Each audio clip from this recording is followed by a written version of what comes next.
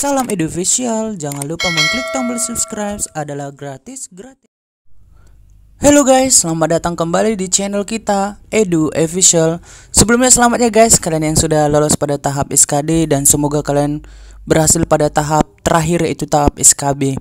Dan semangat berjuang terus guys sampai titik darah penghabisan. Semoga kalian mendapatkan NIP itu guys. Oke, kali ini kita akan membahas SKB untuk guru SD.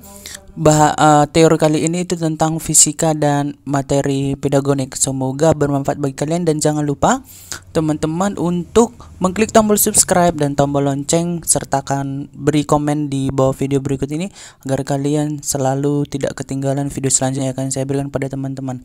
Nah, teman-teman juga yang sudah kelewatan untuk video sebelumnya, teman-teman bisa melihat daftar video yang saya buat di kolom deskripsi di video berikut ini.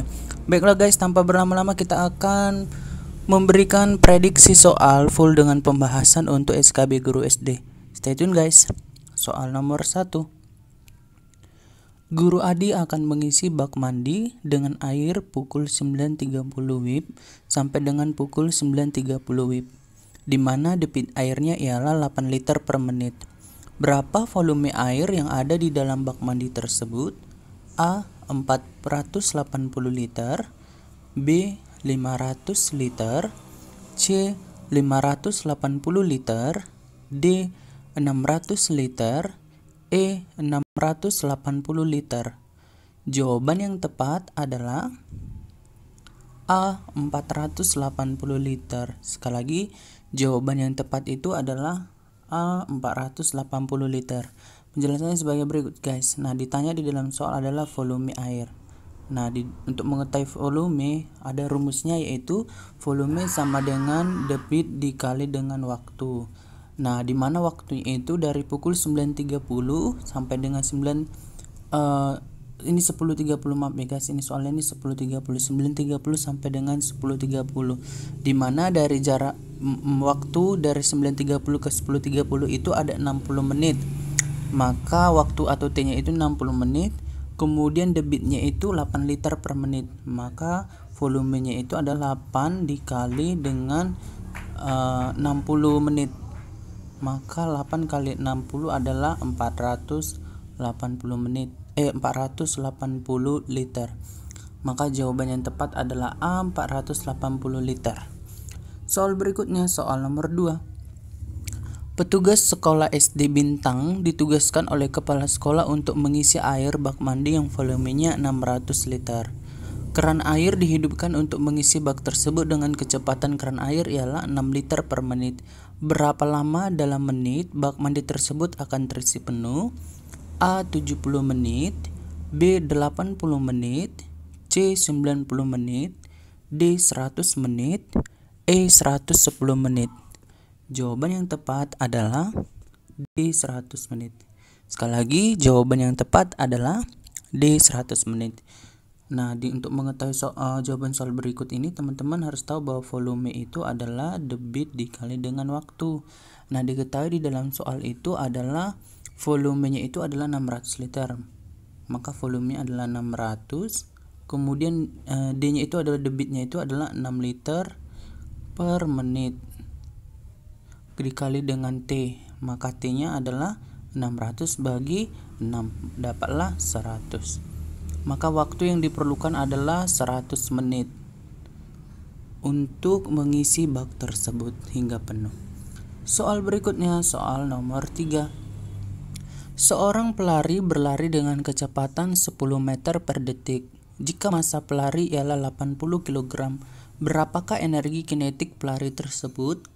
A. 1000 Joule, B. 2000 Joule, C. 3000 Joule, D. 4000 Joule, E. 5000 Joule.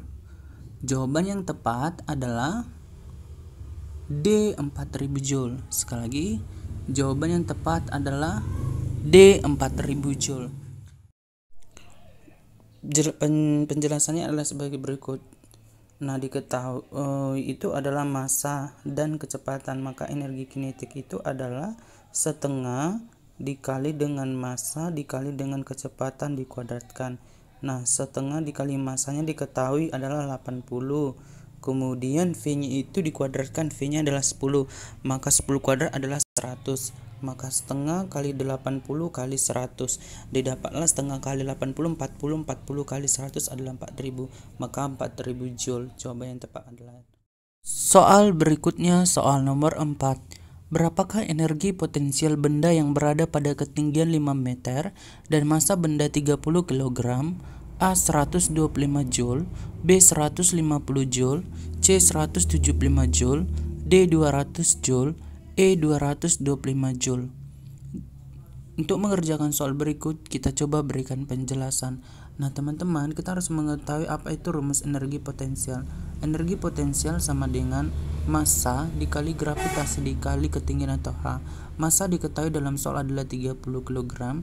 Gravitasi jika tidak diketahui di dalam soal adalah 10 meter per s kuadrat. Maka 10 kali H atau ketinggiannya adalah 5. Maka 30 kali 10 kali 5 adalah 1500 joule. Maka jawabannya adalah 1500 joule, tidak ada di dalam pilihan. Berapakah perbandingan energi kinetik dan energi potensial jika seekor burung terbang dengan kecepatan 6 meter per detik pada ketinggian 10 meter? A 4:50, B 9:50, C 6:25, D 9:25, E 4:25. Jawaban yang tepat adalah B 9:50. Sekali lagi, jawaban yang tepat adalah B 9:50. Penjelasannya adalah sebagai berikut. Teman-teman harus mengetahui rumus energi kinetik tadi adalah energi kinetik sama dengan setengah dikali dengan massa dikali V dikuadratkan. Diketahui di dalam soal kecepatannya yaitu 6, maka setengah kali massanya tidak diketahui, 6 M kali 6 dikuadratkan yaitu 36. Maka setengah M kali 36 itu adalah 18 M. Kita simpan bahwa energi kinetiknya itu adalah 18 M. Kemudian untuk mengetahui energi potensialnya, nilainya itu adalah energi potensial sama dengan massa dikali dengan gravitasi dikali dengan ketinggian. Massa diketahui dalam soal itu adalah tidak ada, maka M dikali gravitasinya 10. Jika tidak diketahui dalam soal, maka gravitasinya adalah 10 H, ketinggiannya adalah 10, maka energi potensialnya adalah 100 M. Kita simpan bahwa energi kinetik dibanding dengan energi potensial, di mana energi kinetiknya tadi adalah 18 M, maka 18 M dibagi dengan 100 M, tewas M dengan M, maka energi kinetik dibanding dengan energi potensial sama-sama kita bagi 2. 18 bagi 2 9, kemudian 100 bagi 2 adalah 50, maka perbandingannya adalah 9:50. Maka jawaban yang tepat itu adalah B 9:50. Soal berikutnya, soal nomor 6. Andi adalah siswa SD Cahaya. Andi diminta oleh guru Fajar untuk mengidentifikasi masalah siswa-siswa yang dihadapi. Kemudian masalah tersebut dibicarakan dalam suatu kelompok untuk mendapatkan solusi. Ilustrasi tersebut berkaitan dengan perkembangan A. Kemampuan integrasi A, B. Kemampuan interaksional, C. Kemampuan komunikatif, D. Kemampuan kognitif, D. Kemampuan pengendalian diri. Jawaban yang tepat adalah D. Kemampuan kognitif. Sekali lagi, jawaban yang tepat adalah D. Kemampuan kognitif. Kemampuan kognitif itu kemampuan untuk berpikir.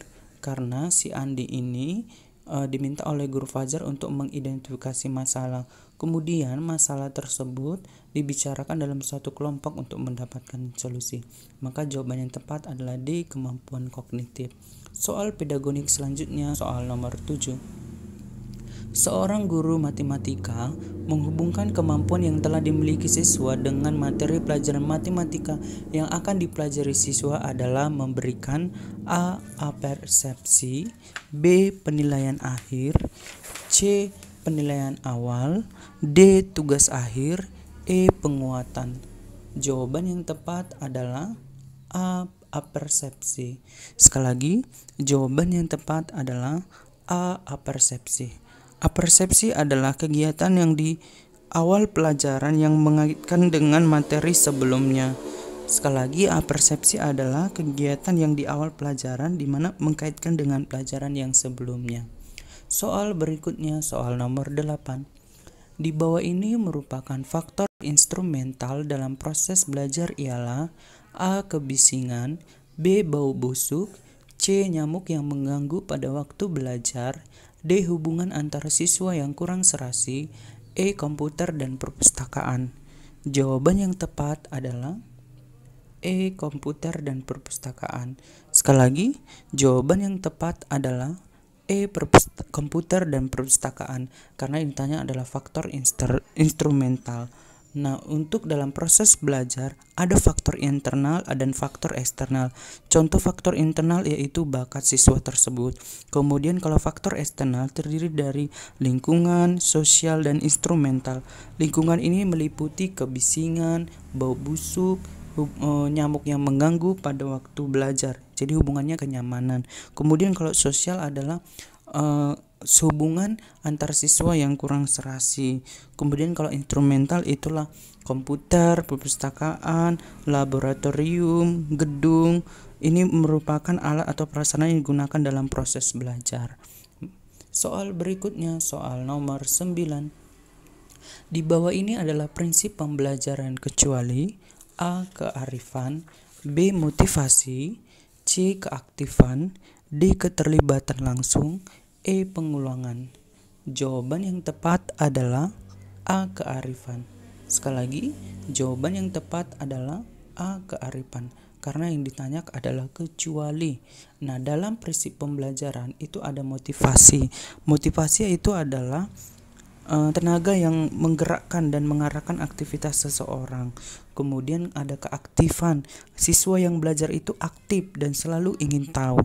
Kemudian ada keterlibatan langsung. Keterlibatan langsung ini artinya siswa belajar harus dilakukan oleh peserta didik itu sendiri dan tidak bisa diwakilkan oleh siapapun.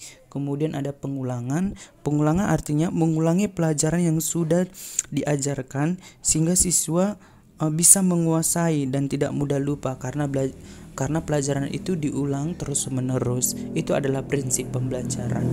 Soal berikutnya, soal nomor 10. Di bawah ini yang merupakan bagian diagnosis kesulitan belajar kecuali A. Evaluasi, B. Perlakuan, C. Pengolahan data, D. Pengumpulan data, E. Biaya sekolah. Jawaban yang tepat adalah E. Biaya sekolah, karena yang ditanya kecuali. Sekali lagi, jawaban yang tepat adalah E. Biaya sekolah. Nah, evaluasi ini apa? Evaluasi ini untuk mengetahui apakah pelajaran yang diberikan dapat berhasil dengan baik. Kemudian ada perlakuan. Perlakuan artinya kelompok bimbingan belajar kelompok dan individual, remedial, bimbingan pribadi mengatasi masalah psikologis, dan bimbingan orang tua. Itulah yang termasuk dengan perlakuan. Kemudian kalau pengolahan data itu identifikasi